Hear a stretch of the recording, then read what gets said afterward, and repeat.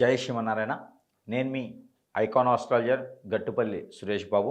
అయితే మనకి మే మాసం 2025 సంవత్సరం. ఈ మే మాసంలో ద్వాదశ రాశుల్లో ఒకటి తులారాశి. ఈ తులారాశి వారికి ఎలా ఉండబోతుందనే దాని గురించి మనం పరిశీలించినట్టయితే, ఈ తులారాశి వారికి వారు నేర్చుకుందొకటి, చేసేదొకటి. చదువుకుందొకటి, చేసేదొకటి. అంటే జాబ్‌కి, చదువుకి సంబంధం ఉండదు వీళ్ళకి.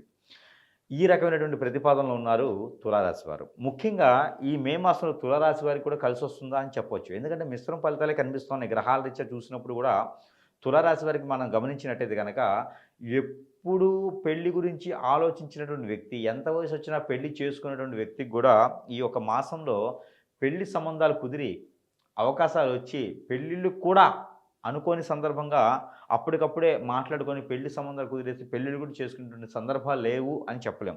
ఈ మే మాసంలో ఇలా జరగొచ్చు. ఇది ఎప్పటి వరకి అంటే 15వ తారీఖు లోపు మాత్రమే. ముఖ్యంగా చెప్పాల్సింది ఏందంటే 15వ తారీఖు తర్వాత మే మాసంలో పుష్కరాలనేవి మనకొస్తున్నాయి. ఈ పుష్కరాల కాలంలో పెద్దలు చేసినటువంటి కార్యక్రమాలు గానీ, పుణ్యస్నానాలు గానీ ఆచరించినట్టయితే తులారాశి వారికి కూడా అదృష్టం వస్తుంది. గ్రహాల రీత్యా ఉన్నటువంటి దోషాలు, గ్రహాలు ఉండేటువంటి చెడు దృష్టి కూడా ఈ తులారాశి వారికి తొలగిపోయేలా ఉండాలంటే గనక మీరు సరస్వతి నది వరకు వెళ్ళేసి పుష్కరాలకి చేయలేని పక్షాన మీకు సమీప దూరంలో ఉన్నటువంటి నదులు, ఏరులు, సెలయేరులు, కోనేరులు, బ్రహ్మగుండాలు, సముద్రాలు ఇలాంటి వాటి దగ్గర మీరు స్నానమాచరించొచ్చు. మీరు సమీప దూరంలో ఎక్కడైనా సరే స్నానమాచరించడానికి సానుకూలంగా ఉంటుంది. మీకున్నటువంటి రుమ్మతులన్నీ కూడా తొలగిపోతాయి. అలానే 15వ తారీఖు లోపు మీకు పెళ్ళిళ్ళు కూడా అయ్యేదానికి ఆస్కారం ఎక్కువ కనపడుతుంది కాబట్టి ఆ మేర ప్రయత్నం చేయండి.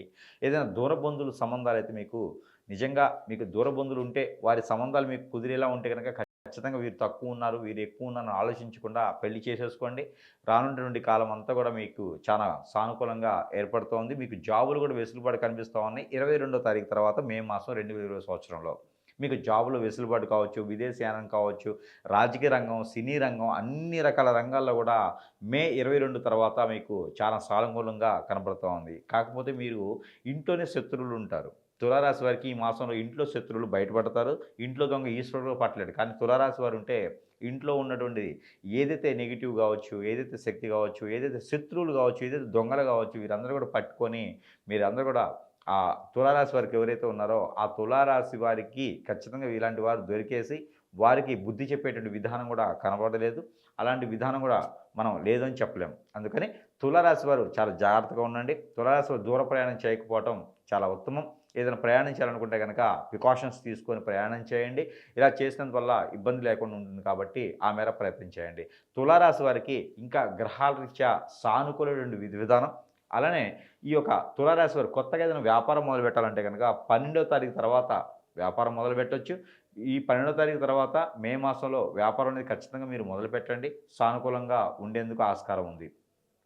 మ్యూచువల్ ఫండ్స్, రియల్ ఎస్టేట్ వ్యవస్థలో మీరు డబ్బు ఇన్వెస్ట్ చేయకండి. దాని ద్వారా మీరు ఖచ్చితంగా ఇబ్బంది పడేలా ఉన్నారు కాబట్టి మీకు ఇంకా సానుకూలమైన ప్రతిఫలాలు మీకు కావాలనుకుంటే కనుక ప్రతి మాసంలో మనం ఇస్తున్నటువంటి గ్రహాలు మీకు అనుకూలంగా ఉండేందుకు నెంబర్ కూడా ఇవ్వడం జరుగుతూ ఉంది. ఆ నెంబర్ మీకు వచ్చేసి తులారాశి వారు ప్రతిరోజు పఠించవలసినటువంటి నెంబర్ వచ్చేసి 8242 643 అనే నెంబర్‌ని 333 అంటే 333 సార్లు గనక ఇది పారాయణం చేయాలి. ఇది ఎలా చేయాలి అంటే గనక సోంపు ఉంటుంది కదా మనకి. ఈ సోంపు ఏ కలర్‌దైనా ప్లెయిన్ అయిన సోంపు తీసుకొని, ఆ సోంపు చేతిలో పెట్టుకొని, ఒక చిటికెడు, ఒక స్పూన్ సోంపు చేతిలో పెట్టుకొని, ఆ సోంపు ఈ నెంబర్‌ని చదివేసిన తర్వాత, ఆ సోంపు మీదకి ఒక 3 సార్లు ఇలా ఊదేసి, ఆ సోంపుని మీరు ప్రతిరోజు భుజించడం ద్వారా మీలో ఉన్నటువంటి రుమ్మతులన్నీ కూడా తొలగిపోయేలా ఉన్నాయి.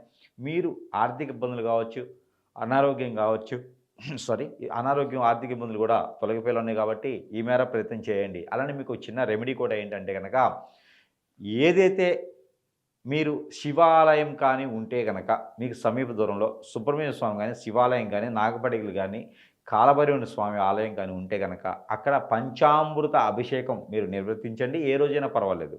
ఉదయమైనా, సాయంత్రమైనా కూడా పర్వాలేదు. అభిషేకం అనేది నిర్వర్తించండి. మీకు మంచి జరుగుతుంది. అలానే మీకు దగ్గరలో సమీప దూరంలో గనక గణపతి ఆలయం ఉంటే గనక గరిక, బెల్లం కలిపేసి నైవేద్యం పెట్టండి.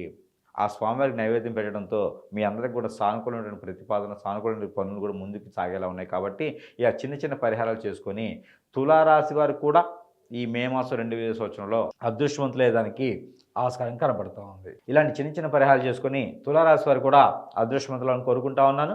జై శ్రీమన్నారాయణ.